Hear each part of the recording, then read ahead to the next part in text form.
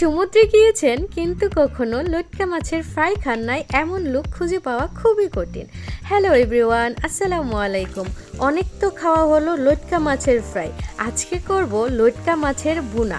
প্রথমে আমি সামান্য পরিমাণ তেল দিয়ে নিলাম আর সাথে পেঁয়াজ আর মরিচটা সুন্দর করে ভেজে নিব। যখন এইরকম ব্রাউন কালার চলে আসবে তখন এখানে আমি আদা বাটা আর রসুন বাটাটা দিয়ে নিব।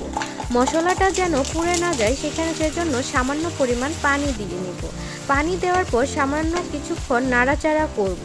নাড়াচাড়া করার পরে তারপর আমি এখানে মশলা অ্যাড করে নিব। প্রথমে আমি হলুদের গুঁড়া, মরিচের গুঁড়া, ধনিয়ার গুঁড়া, জিরার গুঁড়া আর আমার বাসায় বানানো মাছের একটা স্পেশাল গুঁড়া মিক্সড করে নিলাম। সাথে সামান্য পরিমাণ লবণ অ্যাড করতে হবে, কারণ আপনারা জানেন সামুদ্রিক মাছে লবণ একটু বেশি থাকে, তাই চেষ্টা করবেন লবণটা একটু কম দেওয়ার জন্য। তারপর এই মশলাটা সুন্দর করে কষিয়ে নিতে হবে, কারণ মশলাটা যত বেশি কষানো হবে খেতেও ততটা মজাদার হবে। অনেকক্ষণ আমি এই মশলাটা কষিয়ে নিব। যখন দেখবেন এই রকম তেলটা একদম উপরে চলে আসছে তখন এখানে টমেটো অ্যাড করে দিবেন। টমেটোটা সুন্দর করে আমি একদম মশলার সাথে মিশিয়ে নিব।